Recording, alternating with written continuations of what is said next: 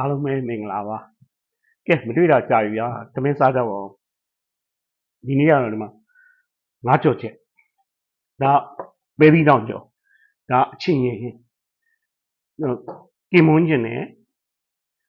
ဒါတည့်ရသည်ကဲပြိတ္တကြီးစားကြပါဦးဗျာမတွေ့တာကြာပြီငင်းလုပ်ပြီးတယ်ကျွန်တော်တို့မတွေ့ကြတော့တာငါးကြော်ချက်မိုက်တယ်ရှယ်ပဲဒါပဲပြီးကြော်ဘူသားပဲပြီးကျွန်တော်မန္တလေးကခေါ်တာတော့ဘူသားပဲပြီးတော့မန္တလေးခေါ်တော့ဘူသားပဲပြီးပေါ့ဗျာပဲပြီးတောင်ကြော်ဒါအချင်း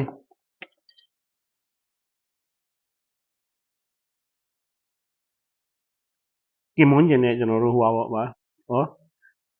ကစွန်းရက်နဲ့အချင်းပြိတ္တကြီးဒါငြုပ်သီးတောင်ကဲပြိတ္တကြီးစားကြပါဦးများမတွေ့တာကြာပြီပြိတ္တကြီး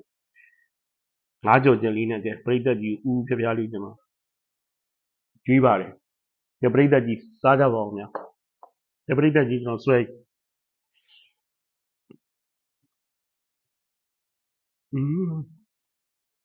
ဟော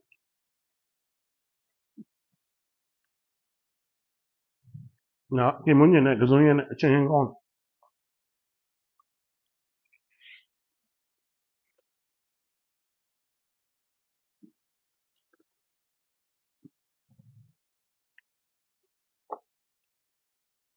ပြိတ္တကြီးရောစားပြီးကြပြီလား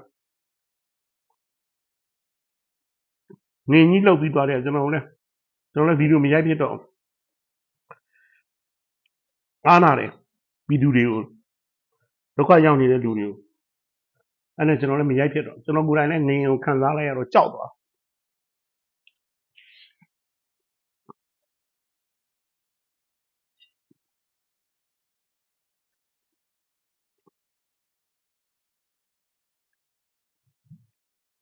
ဟောငါကြောက်တော့ကောင်း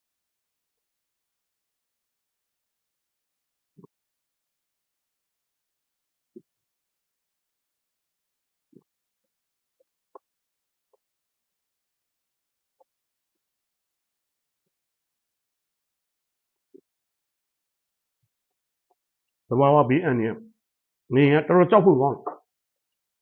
တော်သေးတယ်ကျွန်တော်တို့မသေးကောင်းမပြောက်ကောင်းတွေ့ရတာ